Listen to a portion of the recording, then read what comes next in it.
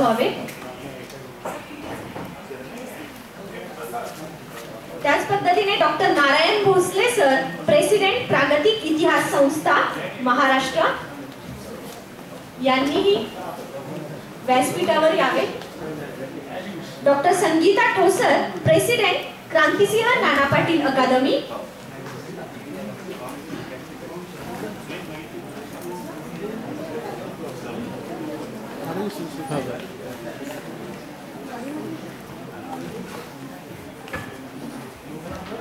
व्यासपीठावरील मान्यवरांचे सहर्ष स्वागत। या व्हॅलिडेटरी फंक्शनचे प्रास्ताविक आणि परिचय करून देण्यासाठी मी निमंत्रित करते या सत्राचे coordinator mister Manohar Nikam sir. करून घेऊया आणायची तोपर्यंत सुरू करू।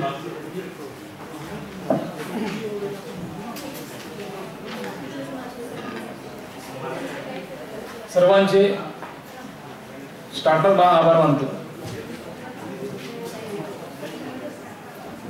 व्यासपीठावर विराजमान आजची व्हॅलिडेटरी फंक्शनची समारोप समारंभाचे प्रमुख पाहुणे प्रोफेसर डॉक्टर उमेश बागाडे सर, कार्यक्रमाचे अध्यक्ष डॉक्टर शिवाजी पाटील सर, क्रांतिसिंह नाना पाटील अकॅडमीचे प्रमुख संगीता ठोसर मॅडम, प्रागतिकचे प्रमुख डॉक्टर नारायण भोसले सर, आज ज्यांच्या पुस्तकाचा अनावरण होणार आहे ते राजू जाधव, डॉक्टर राजू जाधव, समोर बसलेले अनेक मान्यवर, संघटनांचे पदाधिकारी, अध्यक्ष, कार्यकर्ते, विद्यार्थी, प्राध्यापक, आजच्या कार्यक्रमाचा प्रास्ताविक करणं किंवा पाहुण्यांचा परिचय करणं हा माझा हक्क आणि मी हट्ट समजतो। आता हा माझा 5वा परिचय सर, बगाडे सरांचा मी पाचव्यांदा परिचय करतोय। म्हणजे ही परंपरा सुरू होते 2016-17 साली सावित्रीबाई फुले महिला महाविद्यालयात, तिथं प्राध्यापक होतो, तिथून मी परंपरा ही सुरूच केलेली आहे आणि हा मी अधिकार समजतो ना, हट्टही समजतो, मी कोणाला देते नाही। आणि बगाडे सरांच्या परिचयामध्ये प्रत्येक वेळेस मी एक शब्द ऍड करत जातो, एक प्रत्येक वेळेस मांडणीमध्ये तुमची मांडणी बदलत जाते सर। मला जेव्हा जेव्हा वाचन मी करत गेलो, बोलत जातो, तशी एक मांडणीमध्ये नवीन काहीतरी सापडतं, लक्षात येईल तुम्हाला। मी जास्त त्यांचं काही नाव गाव काही सांगण्याचे काही हे नाही येत, त्यामुळे बाकी महत्वाच्या गोष्टी त्याच्यावर फक्त प्रकाश टाकणार मी, कारण बाकीचा परिचय सर्वांना आहे। फक्त एक गोष्ट नमूद करतो की साताऱ्याचे पुढची गोष्ट आपल्याला वाटतं की संभाजीनगर जे सध्या आपण महाराष्ट्रात आहे त्याचं वाटतं आपल्याला, पण खरं ते साताऱ्याचे। यासाठी एक अभिमान आम्हाला आहे त्याचा। Professor doctor Umesh Bagade, doctor Babasaheb Ambedkar Marathwada Vidyapeeth Sambhajinagar, त्यांच्या ग्रंथांचं नाव घेणं मी आवश्यक समजतो। त्या आधी महाराष्ट्रातील प्रबोधन आणि वर्गजाती प्रभुत्व, डॉक्टर आंबेडकरांची मीमांसा, दलित जाणीवेतील द्वंद्व प्रभुत्व आणि प्रतिकार, महात्मा ज्योतिराव फुले, वासातिक महाराष्ट्रातील शेतकरी संघर्षातील समूहभान व अन्य ग्रंथ त्यांचे महत्वपूर्ण राहिले आहेत। सबाल्टर्न बद्दल त्यांची व्याख्या आपण आजही स्वीकारतो, शोषित अंकित जनवाद ही आजही लोकप्रिय आणि आपण स्वीकारलेली व्याख्या आहे। त्याच्या मांडणीबद्दल बोलणं मी आवश्यक समजतो, हाच त्यांचा महत्वाचा परिचय राहणार आहे। मी काल सचिन गरुड सरांची जवळजवळ 12:30 पर्यंत चर्चा करत असताना बगाडे सरांचाही विषय आला होता, त्यांच्या मांडणीबद्दल आम्ही बरेच दोघांचा डायलॉग चालू होता। तर गरुड सर आमचे वरिष्ठ मार्गदर्शक आहेत। मार्क्सवाद, फुले आंबेडकरवाद, आंतोनियो ग्रामची यांचा पूर्ण नाही पण काही प्रमाणातला नवमार्क्सवाद, याच्या पुढे जाऊन ते अनेक इतिहासाचे प्रवाह, दृष्टिकोन यांना भेदून उणिवा लक्षात घेऊन एकसंघीय पितृसत्ताकता, ब्राह्मणी पितृसत्ताक पद्धती याद्वारे होणारे जातीय शोषण उदरंड समोर ठेवून मांडणी करतात। तार्किक बहुआयामी विश्लेषण पद्धती ही डी कोसांबी व कॉम्रेड शरद पाटील यांच्या कंबाईन मेथडचा पुढचा आविष्कार करणारी अशी त्यांची एक संलग्न पद्धती आहे। गेले 20 ते 25 वर्ष ते प्रागतिक क्रांतिसिंह नाना पाटील अकादमीशी जोडलेले आहेत। महाराष्ट्रातील वैचारिक परंपरा धारदार ठेवून महाराष्ट्रात पुरोगामित्व जिवंत ठेवण्याचं काम ते अविरतपणे करत आहेत। त्यांच्या मुशीतून तयार झालेले अनेक विद्वान प्राध्यापक आज आपल्याला महाराष्ट्रात त्यांचं कार्य वाहताना दिसतात। तर मी हाच त्यांचा एक परिचय समजतो आणि मी सर्वांना धन्यवाद देतो। धन्यवाद सर। जय हिंद, जय कर्मवीर। धन्यवाद सर। काल आणि आज आपण 2 दिवस भांडवलशाहीचे बदलते संदर्भ या विषयावर वैचारिक तात्विक चिंतन चर्चा करीतच आहोत। आता या क्षणाला एक वेगळा असा आनंदाचा क्षण आपण बघणार आहोत. तो म्हणजे डॉक्टर राजू जाधव सर यांच्या आर्थिक विचार आणि जातीप्रभुत्व या पुस्तकाचं अनावरण होत आहे. मान्यवरांना मी विनंती करते या पुस्तकाचे त्यांनी अनावरण करावे.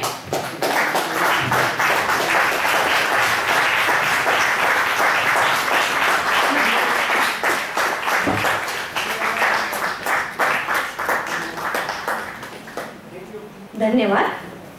डॉक्टर राजू जाधव सर यांचे मनपूर्वक अभिनंदन आणि मान्यवरांचे आभार.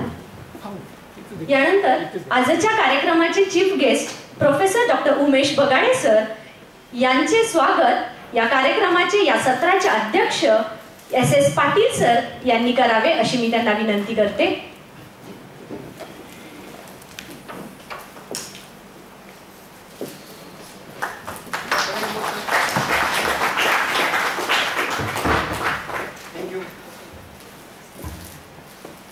धन्यवाद. आणि सभागृहातील सर्वजण ज्या आतुरतेने वाट बघतायत ते म्हणजे प्रोफेसर डॉक्टर उमेश बगाडे सर यांचं मार्गदर्शन सुरू करावं त्यांनी अशी मी त्यांना विनंती करते.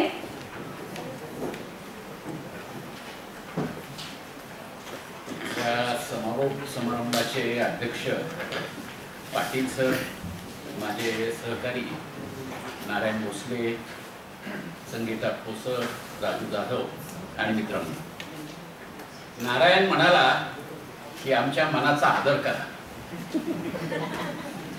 अर्थातच मी तो करणार आहे आणि शेवटचं सत्र आहे, समारोप सत्र आहे, त्यामुळं संक्षिप्तच मांडणी करणार आहे.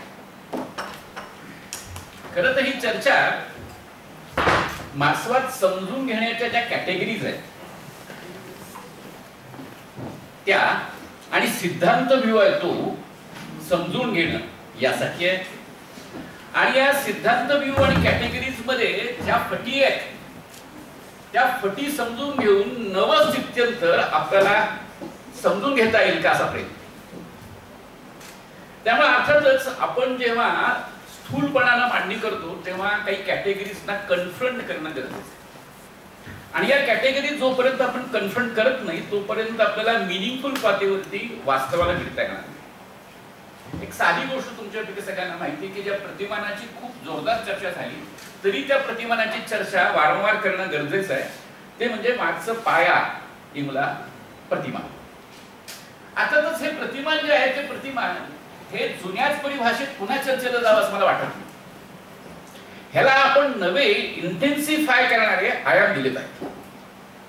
म्हणजे जरी आपण नाकारत असू किंवा स्वीकारत असू तरी सुद्धा आपण या प्रतिमानाचं काही ना काही पातळीवरती नवं आकलन करणं गरजेचं आहे. तुमच्यापैकी काहींना माहिती आहे की बाबासाहेब आंबेडकरांनी या प्रतिमानाबद्दल शंका व्यक्त केली आणि त्यांच्या जनता वर्तमानपत्रात सांगितलं की पाया पाहिला की इंगला पाहिला. हा मुद्दा जो आहे तो गैरलागू आहे याच्याबद्दल त्यांनी भाष्य केले. पण हा मुद्दा चर्चेचा का करायला पाहिजे त्याचं कारण साधं सोपं आहे. तुमच्यापैकी काहींना अल्तुजर नावाचा विचारवंत माहिती असेल. त्यांनी पाया म्हणजे प्रोडक्शन आणि इंगला म्हणजे रिप्रोडक्शन अशी संकल्पना मांडली. जे मागचं सत्र झालं त्या सत्रामध्ये मुख्यतः जो स्त्रीवाद आहे त्या स्त्रीवादाच्या परिप्रेक्ष्यातून भांडवलशाहीला समजून घ्यायचा प्रयत्न झाला. आणि इथे सगळ्यात महत्वाची गोष्ट आहे ती म्हणजे की कोणत्याही प्रकारचं मोड ऑफ प्रोडक्शन समजून घ्यायचं असेल तर आपल्याला त्यासाठी सगळ्यात महत्वाचं सूत्र जे स्वीकारावं लागतं ते म्हणजे सरप्लस अप्रोप्रिएशन. वर्कड अपहरणाची विशिष्ट व्यवस्था त्याच्या आधारावरतीच आपल्याला मोड ऑफ प्रोडक्शनची व्याख्या करता येते. जेव्हा फ्युडल मोड ऑफ प्रोडक्शन जेव्हा म्हटलं जातं तेव्हा सरप्लस अप्रोप्रिएशनच्या आधारावरतीच त्याची व्याख्या केली जाते. किंवा ज्याला आपण कॅपिटलिस्ट मोड ऑफ प्रोडक्शन म्हणतो तेव्हा सुद्धा त्याची व्याख्या ही सरप्लस अप्रोप्रिएशनच्या चौकटीतच करायला लागते. आता हा जो मुद्दा उपस्थित केला या चर्चेमध्ये त्यात एक महत्वाचा मुद्दा आहे. त्याला मी सबाल्टन स्टडीज मध्ये जी चर्चा झाली त्याचा एक संदर्भ देतो. सबाल्टन स्टडीज मध्ये एक महत्वाचा लेख गायत्री चक्रवर्ती स्पिवाक यांनी लिहिलेला आहे. हा लेख जो आहे हा लेख मुख्यतः बंगालमध्ये जी परिस्थिती होती किंवा एकंदरीतच भारतात जी परिस्थिती होती त्याच्यामध्ये असणाऱ्या दाई म्हणजे आपलं दूध विक्रय करणाऱ्या म्हणजे दाईची भूमिका पार पाडणाऱ्या स्त्रीविषयीची आहे. स्तनदायिनी अशी कथा आहे. ही स्त्री जी आहे ती स्त्री आपलं लेबर म्हणजे आपलं श्रम देते आणि हे लेबर जे आहे ते लेबर एका जमीनदाराला देते आणि त्याच्या आधारावरती तिच्या कुटुंबाचं पोषण होतं. आता इथं सगळ्यात महत्वाची जी गोष्ट चर्चेला आणलेली आहे ती मला जास्त महत्वाची वाटते, ती म्हणजे की तिच्या दुधाचं सरप्लस काढून घेणं या असा त्याचा अर्थ निघतोय का. म्हणजे इथं सरप्लस अप्रोप्रिएशन काय आहे याच्याबद्दलचा मुद्दा गंभीरपणानं पुढे येतो. म्हणजे हे खरं आहे की ती खरी वस्तू बनलेली आहे, हे खरं आहे की ती दूध जे आहे ती दूध त्या जमीनदार घराला देते आणि जमीनदार घराला ती दूध देत असल्या कारणामुळे तिला परतावा म्हणून तिच्या कुटुंबाच्या पोषणाची जबाबदारी तो जमीनदार पार पाडतोय. मग ह्या स्थितीमध्ये आपल्याला याला सरप्लस अप्रोप्रिएशनच्या परिभाषेत समजून घेता येईल आणि मग आपल्या लक्षात येतं की नाही, याला सबजेक्शन म्हणजे तिचं माता असणं आणि माता असण्याच्या तिच्या जबाबदाऱ्या म्हणजे तिच्या मुलांचं पालन पोषण करण्याची तिची जबाबदारी आणि आपल्या मुलांचं पालन पोषण करण्यासाठी म्हणून ती स्वतः देत असलेलं एका अर्थानं स्तनपान याच्यात त्याचा संबंध आहे. आणि तिची एक सबजेक्शन जे आहे स्त्री म्हणून असलेलं आणि माता म्हणून असलेलं याच्यामध्ये या प्रकारचा हा विनिमय आहे. हा विनिमय निखळ पातळीवरती सरप्लस अप्रोप्रिएशनच्या परिभाषेमध्ये व्याख्यांकितच करता येत नाही. आणि मग ही बाब जी आहे ही बाब आपल्याला मध्ययुगीन जातीव्यवस्थेच्या श्रमशोषणामध्ये बघता येते. मध्ययुगीन जाती शोषणाचं एक सोपं उदाहरण तुम्हाला देतो, ते म्हणजे की तत्कालीन कालखंडामध्ये मध्ययुगामध्ये एक विणकर जो आहे तो विणकर जेव्हा एक वस्त्र तयार करतो तेव्हा पहिलं डिव्हिजन ऑफ लेबर जे आहे ते डिव्हिजन ऑफ लेबर जेंडर्ड आहे. म्हणजे स्त्रिया ज्या आहेत त्या स्त्रिया सूत कापतात, सूत तयार करतात आणि तुमच्यापैकी सगळ्यांना माहिती असायला हवं की भारतातलं वस्त्र जगभरात विख्यात झालं त्याचं कारण आपल्या सुताचा तलमपणा. आपल्या सुताचा तलमपणा असण्याचं मुख्य कारण स्त्रियांची बोटं नाजूक असतात आणि स्त्रिया उत्तम प्रकारचं सूत तयार करतात आणि स्त्रिया उत्तम प्रकारचं सूत तयार करत असल्या कारणामुळे भारतामध्ये सर्वात उत्तम वस्त्र त्या काळात घडलंय. या स्त्रिया सूत तयार करतात, या स्त्रिया ज्या ते वर्पिंग करतायत, कपड्याला रंग देत आहेत आणि सूत तयार केल्यानंतर ते विणण्याचं काम जे आहे ते विणण्याचं काम स्किल्ड लेबर म्हणून विणकर करतो. आता पुन्हा लक्षात घ्या की हा जो विणकर आहे हा विणकर फ्युडल सरप्लस अप्रोप्रिएशनच्या म्हणजे कास्ट सरप्लस अप्रोप्रिएशनच्या चौकटीत आहे. भारतामधला विणकर मध्ययुगामध्ये शूद्र आहे. शूद्र असल्यामुळं तो स्टिग्मटाइज्ड आहे. स्टिग्मटाइज्ड असल्या कारणामुळं अधिकारविहीन आहे. अधिकारविहीन असल्या कारणामुळं शोषणाच्या संबंधामध्ये अधीन आहे आणि अधीन असल्या कारणामुळं त्याचं निर्मम शोषण आहे. म्हणजे तो मध्ययुगीन कारागीर जो आहे हा कारागीर हा अवलंबून आहे आपल्या व्यापाराच्या. व्यापारी त्याला उचल देतो आणि उचल दिल्या कारणामुळं तो अधीन झाल्या कारणामुळं व्यापारी सांगेल त्या किमतीला आपले श्रम किंवा आपलं वस्त्र विकून देतो. इथं तुम्हाला जाती व्यवस्थेच्या पातळीवर असलेल्या शोषणाचा संदर्भ दिसतोय आणि जेंडर डिव्हिजनच्या पातळीवर असलेल्या शोषणाचा संदर्भ दिसतोय. आता हे दोन्ही गोष्टी जी आहेत या दोन्ही गोष्टी सबजेक्शनशी संबंधित आहेत. हे सरप्लस अप्रोप्रिएशन जे आहे म्हणजे विणकराच्या श्रमातून निष्पन्न झालेलं जे सरप्लस आहे हे सरप्लस काढून घेण्याचा संपूर्ण प्रोसेस जी आहे ती कास्ट आणि जेंडर ज्याला आपण एका अर्थानं जाती व्यवस्था आणि पितृसत्ता म्हणतो त्याच्या एका अर्थानं असलेल्या रचनांमध्येच काम करतात आणि तिथून त्याचं सरप्लस अप्रोप्रिएशन होतं. मग जर मध्ययुगामधलं surplus appropriation caste mode of प्रोडक्शनच्या चौकटीत असेल आणि कास्ट मोड ऑफ एक्सचेंज आणि हे सगळ्यात महत्वाचे कास्ट मोड ऑफ एक्सचेंज सुद्धा महत्वाचा आहे. बाबासाहेब आंबेडकरांनी फार महत्वाचं सूत्र नोंदवलेलं आहे की हे जाती व्यवस्था जी आहे ती ग्रेडेड इक्वालिटी आहे, उतरंडीची विषमता आहे आणि उतरंडीच्या विषमतेचं तत्व जेव्हा अर्थव्यवस्थेमध्ये प्रविष्ट होतं when it enters in economy अर्थव्यवस्थेत जेव्हा प्रविष्ट होतो तेव्हा ते उच्च जातींना उत्तम आणि मोठा वाटा देतं आणि दुसऱ्या बाजूला ते निम्न जातींना निकृष्ट आणि कमी वाटा देतं. तुमच्यापैकी बहुतेकांना मी उदाहरण दिली ते म्हणजे लोकहितवादींचं. लोकहितवादी सांगतायत की अर्धा तासाच अराउंड हाफ एन आवर हे तुम्ही जर श्रम केले प्रायश्चित्त घालण्याचे, त्यासाठी ब्राह्मणाला 5 रुपये मोबदला आहे आणि 10 कोस मैताचे निरोप देणाऱ्या महाराला 1 पैसा मोबदला आहे. आता तुमच्या लक्षात येईल की हा जो विनिमय संबंध आहे, हा विनिमय संबंध ग्रेडेड इक्वलिटीच्या सूत्रभूत आहे. तेव्हा भारताची एकंदरीतच जी काही फ्युडल मोड ऑफ प्रोडक्शन आहे, ते फ्युडल मोड ऑफ प्रोडक्शन मूलतः या ग्रेडेड इनइक्वालिटीची, ग्रेडेड एक्सप्लॉयटेशनशी जोडलेलं आहे. आणि त्यामुळे तुम्हाला लक्षात येईल की भारतामध्ये ज्यांचं शोषण आहे ते शूद्रच असले पाहिजे. शूद्र असल्याशिवाय शोषण करता येत नाही. म्हणून भारतामधला जो बहुतांश एका अर्थाने शेतकरी वर्ग आहे, आज दावा करतो आपण क्षत्रिय असण्याचा, तो मध्ययुगामध्ये शूद्रच आहे. मराठ्यांच्या कागदपत्रामध्ये नोंदी कुणबी अशाच आहेत, तिथं कुठेही नोंदी या क्षत्रिय असल्याच्या नाहीत. कारण शूद्र असल्याशिवाय शोषण शक्य नाही, अधीनता शक्य नाही. त्यामुळे ही जी काही सबजेक्शनचा मोड आहे, हा सबजेक्शनचा मोड ज्याला आपण रिप्रोडक्शन म्हणतो आणि ज्याला प्रोडक्शन म्हणतो, या दोन्ही गोष्टींमध्ये मध्यवर्ती, म्हणजे उत्पादन ज्याला म्हटलं जातं आणि ज्याला पुनरुत्पादन म्हटलं जातं, त्या दोन्ही व्यवस्थेमध्ये हे सबजेक्शन मध्यवर्ती. आणि म्हणून पायाइल्ल्या सिद्धांताचा अर्थ लावताना आपल्याला या गोष्टीचा विचार केला पाहिजे की जेव्हा आपण विचार करतोय, दत्ता सांगत होता की महाराष्ट्रामध्ये किंवा भारतामध्ये ज्या 4 अवस्था आहेत, त्या 4 अवस्था एकाच वेळी सायमल्टेनियसली आहेत. आता या सायमल्टेनियसली असण्याचा मुद्दा म्हणजे काय? तिथं कास्ट ऑफ मोड ऑफ प्रोडक्शनचं काय होतंय, तिथं जरा कॅपिटलिस्ट मोड ऑफ प्रोडक्शनचं काय होतंय, हे नीट समजून घेणं गरजेचं आहे. इथं आपण केवळ अप्रायोरी आपल्याला काहीतरी पूर्व संकल्पना सिद्धांत मिळालेला आहे आणि तो जसा तसा लागू केला की सगळ्या गोष्टींचं स्पष्टीकरण होतं, असं जर म्हटलं तर खरोखरच आपल्याला त्याला तपास लावता येणार.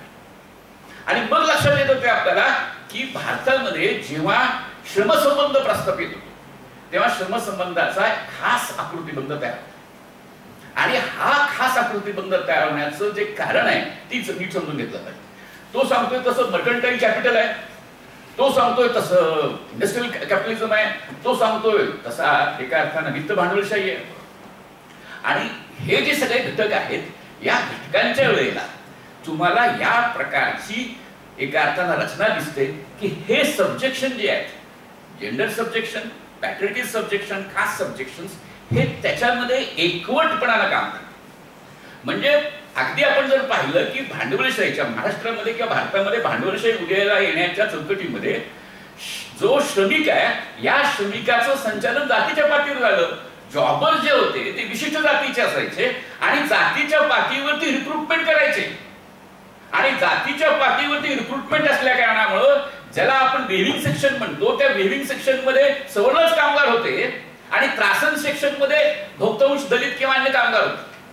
तेव्हा ह्या रिक्रुटमेंटचा, म्हणजे ज्याला आपण भांडवलशाही म्हणतो, इंडस्ट्रियल भांडवलशाही म्हणतो, त्या इंडस्ट्रियल भांडवलशाहीच्या रिक्रुटमेंट मध्ये सुद्धा जाती व्यवस्थेचा विनिमय संबंध, जाती व्यवस्थेचा उत्पादन संबंध हा सम्मिलित होत राहतो. आणि तो रिप्रोडक्शन आणि प्रोडक्शन या दोन्ही रचनेत महत्वाचा आहे. कारण रिप्रोडक्शन म्हणजे आपण सभ्यतेचं, संस्कृती, श्रमसंबंधाचं उत्पादन म्हणतो, त्या अर्थानं सुद्धा, आणि एका अर्थानं उत्पादन या अर्थानं सुद्धा, या दोन्ही गोष्टी समजून घेणं गरजेचं आहे. आणि म्हणून आपल्याला समजून घेणं गरजेचं आहे की आपल्याला ही कास्ट मोड ऑफ प्रोडक्शन आणि मुख्यतः कॅपिटलिस्ट मोड ऑफ प्रोडक्शन याचं इंटरसेक्शन जे आहे, ते इंटरसेक्शन नीट अभ्यासणं गरजेचं आहे. आत्ताच्या कॅपिटलिझमचा आकृतीबंध समजून घ्यायचा असेल तर हा इंटरसेक्शन हा साक्षीपणानं अभ्यासणं गरजेचं आहे. त्यासाठी आपण काही प्रमाणामध्ये आपल्या शास्त्रागार जे आहे, आपल्याला जे संकल्पना आणि सिद्धांत व्यूह दिसतात, त्या सिद्धांत व्यूहांना नीट पद्धतीनं लागू करण्याचा. आता उदाहरण सांगायचं म्हटलं तर आपल्या समोर तो संकट जे आहे, मग जो काल महत्वाचा मुद्दा उपस्थित केला मार्केटचा, विशेषतः नीरजनं मार्केट आणि मार्केटचं इक्वल प्लेइंग फील्ड अशी जी काही चौकट गृहीत धरते, त्याचा मुद्दा उपस्थित केला. त्याची चर्चा आज झाली काही, आणि त्यामुळे त्याचा एक संदर्भ तुम्हाला सांगणं गरजेचं आहे. बाबासाहेब आंबेडकरांनी क्लिअरली हा जो जातीचा संबंध आहे, जो सरंजामी संबंध आहे, जो विनिमय संबंध आहे, जो श्रम संबंध आहे, तो नाकारला. आणि महारवर्तन बरखास्त करण्याची भूमिका घेतली आणि वर्गीय श्रमामध्ये उन्नत होण्याची भूमिका घेतली. क्लास लेबर जे आहे ते इमॅन्सिपेटरी आहे, ते तुम्हाला मुक्त करणार आहे असं मानलं. पण याचा अर्थ क्लास लेबर याचं बाबासाहेबांनी स्वागत केलं असलं तरी देखील भांडवलशाहीमध्ये ज्याला करार स्वातंत्र्य म्हटलं जातं त्याचे बाबासाहेब आंबेडकर कट्टर विरोधक आहेत.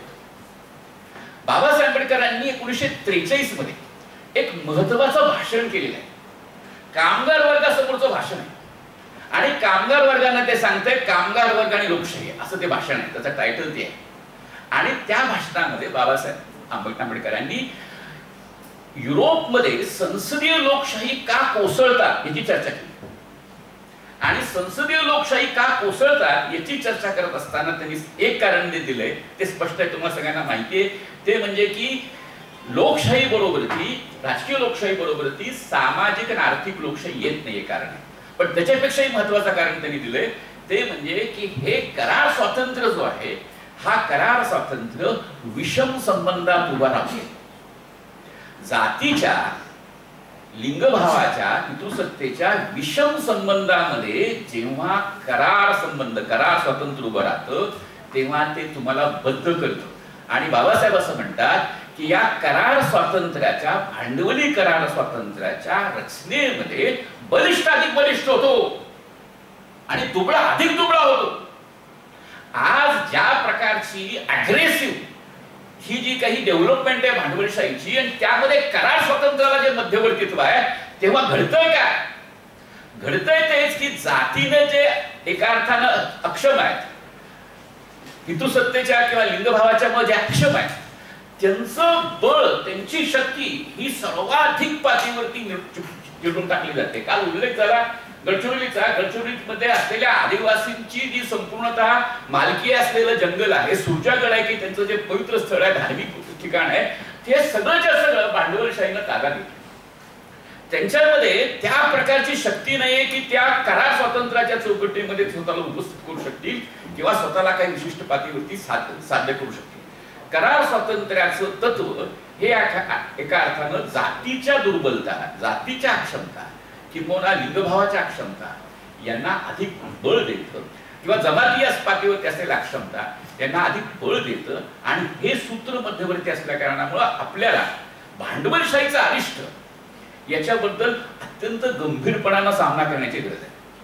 म्हणजे हा मुद्दा अत्यंत महत्वाचा आहे की आताच्या कालखंडात भांडवलशाहीला समजून घेण्याच्यासाठी म्हणून आपण जे प्रयत्न करतोय त्याचं कारण भांडवलशाहीनं आपल्यासमोर भयंकर अरिष्ट निर्माण केलेला आहे आणि या अरिष्टाचा वेध घेणं, त्या अरिष्टाला समजून घेणं, त्या अरिष्टाचं निराकरण करणं याचा अत्यंत महत्वाची जबाबदारी आपल्यावर.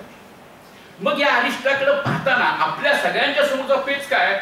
एका विशिष्ट कालखंडामध्ये उदाहरण सांगायचं म्हटलं तर फुल्यांमुळं, शाहू महाराजांमुळं, बाबासाहेब आंबेडकरांच्यामुळं एका कालखंडामध्ये जाती चळवळी या डेमोक्रेटिक लोकशाही फोर्स निर्माण करते. नीट समजून घ्यायचं, जाती चळवळी प्रत्येक कालखंडामध्ये निषेधार्हच आहे अशा एखाद्या चौकटीत बघून चालत नाही. जातींनी ज्या आपल्या हक्कांच्या मागण्या केल्या, आपल्याला विविध पातळीवरती एका अर्थानं समतेची चाहूल लागून त्यांनी जे मागण्या उभ्या केल्या त्या मागण्यांनी डेमोक्रेटिक स्पेस जे आहे, लोकशाही अवकाश जो आहे तो भारतामधला विस्तारला. आणि आज सगळ्यात महत्वाची गोष्ट आहे की त्या जाती की एका कालखंडात सत्यशोधक समाजाच्या पाठीराख्या होत्या, त्या सत्यशोधक समाजाच्या पाठीराख्या राहिलेल्या नाही. ही जी स्थिती महाराष्ट्रात निर्माण झालेली आहे त्याचं जर आकलन करून घ्यायचं असेल तर आपल्याला हे जे विशिष्टता जे भारतातल्या नव्या समाज बदलाचा आकृतीबंध आहे तो नीट अप्रोच केला पाहिजे. आणि त्याचं मुख्य सूत्र आहे तो म्हणजे भारतातलं स्थित्यंतर, विशेषतः भांडवलशाहीच्या विकासाबरोबरचं स्थित्यंतर वर्गीयच आहे.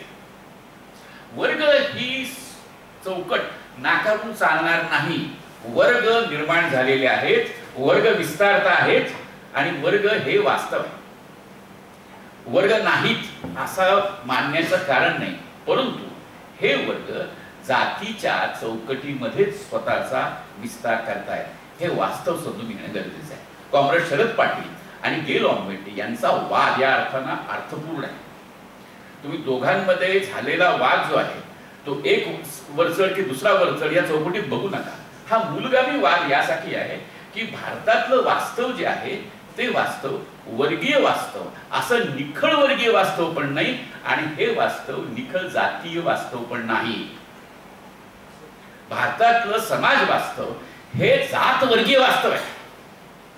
आणि म्हणून समजून घ्यायचा प्रयत्न करा की जी चर्चा केली की मी अगदी लहान होते तेव्हा हे नव्हतं, आता नव्यानं हे आलेलं आहे असं संगीत सांगत होते. हे ती का सांगते नीट समजून घ्या. हे सांगते त्याचं कारण आताच्या जंक्शनमध्ये जाती या फॅसिझमचा तत्वाधार आहे. जाती या फॅसिस्ट तत्वज्ञानाचा आधार मानतात. आणि सगळ्यात महत्वाचं सूत्र आहे, ज्यांना आपण आमंत्रित केलं होतं, ज्यांचं बीज भाषण आपण करू इच्छित होतो, ते बाणाजी आले नाहीत. त्यांनी एक महत्वाचं भाषांतर केलेलं आहे आणि ते भाषांतर जे आहे ते भाषांतर प्रामुख्यानं फॅसिझम जो आहे तो मास फेनोमेनन आहे असं सांगणारं जे लेख आहे लक्झमबर्ग यांचा, तो लेख त्यांनी भाषांतरित केलेला आहे.